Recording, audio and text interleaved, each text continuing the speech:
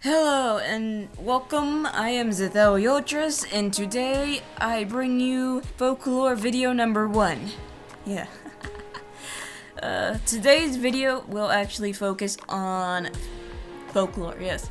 This is the Kobold episode, first episode, Kobold, yes. So before I begin, I'll just explain that Folklore videos will focus on different worldwide global folklore. So it won't just focus on one specific area like Japanese folklore or something like that. I don't know a whole bunch about Japanese folklore actually, I will look more into that. But yes, that is really all this is. In today's episode, we'll focus on kobolds, which are creatures of Germany. I will further explain that in the video, so just sit tight and we'll get into it. So, let's begin. Kobolds, which are also called kobolds with a C instead of a K, are sprites or spirits from Germanic folklore, as stated at the beginning of this video. The kobold is typically invisible, so you can't actually see them. That is actually mentioned in a story.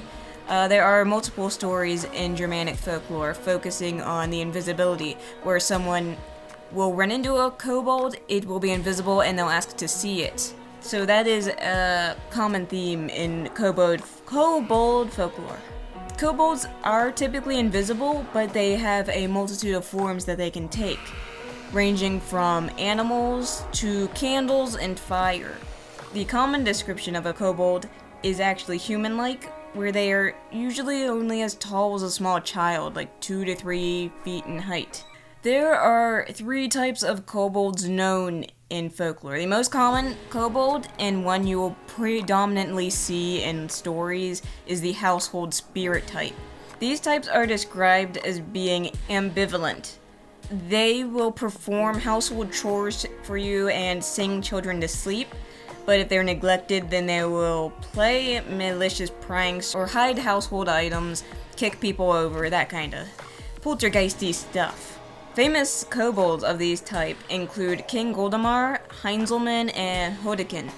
I haven't taken German in forever, forgive me for my pronunciation, please. The second type of kobold are the types that haunt underground dwellings, like caves, and more commonly mines, because mines are creepy as heck.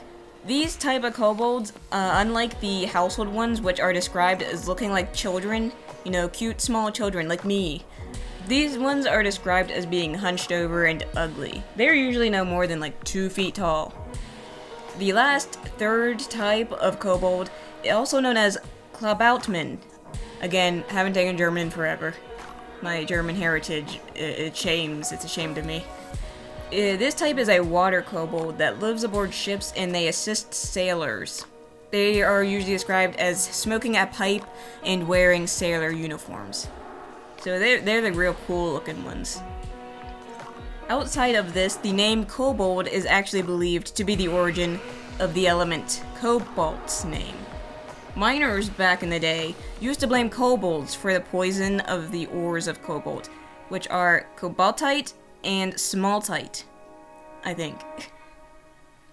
These would pollute other mined elements that they found, and so we were blamed for everything.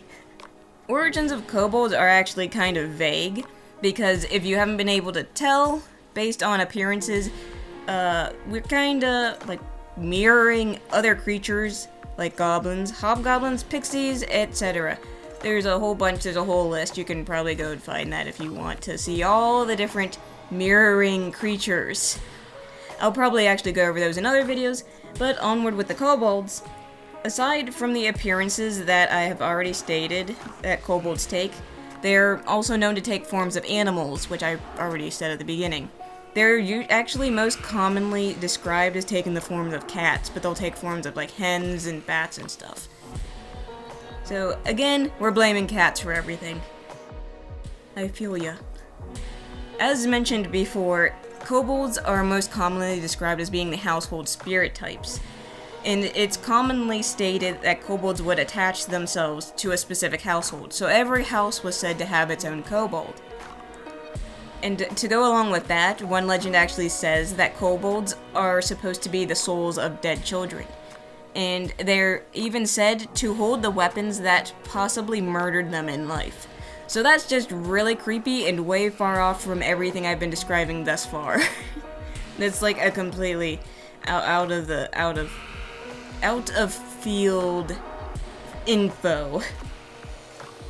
And one last bit of info here. The kobolds are actually, as I have said, take multiple forms, and one of those forms is fire.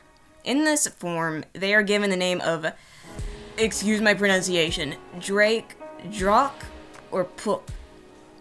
Again, I'm so sorry for the pronunciation. These ones are described as, and quote, a fiery stripe with a broad head which usually shakes from one side to the other. These are actually these descriptions where they are said to be a fiery stripe in the air, or a blue stripe that goes in a chimney to enter and exit houses, have actually created associations between them and possibly dragons. I'm not quite sure where that actually comes from. It's really strange. I think it has to do with the mines, actually. I don't recall where I read that, but I believe that mining kobolds were associated with fire.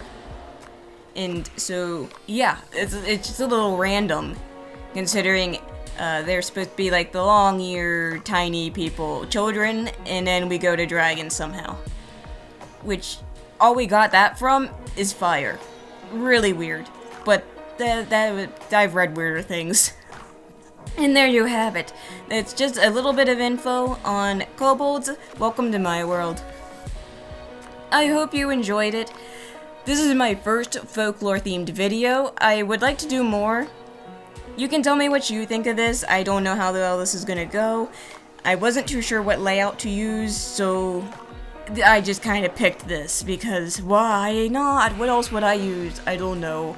I was thinking of maybe like an animated video or something, but yeah, this is what I went with. This is what I'm sticking with. This is what's getting uploaded. Thank you for watching. I hope you enjoyed it. I hope this picture is okay. Yeah. It didn't come out exactly as I wanted, but I got nervous because I knew people were going to be watching me draw, and that kind of hindered my creative processes, we'll say.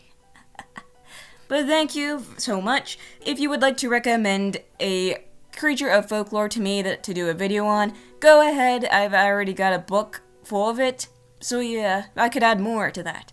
That would be nice. So thank you for watching. I hope to see you soon in my next videos, and take care.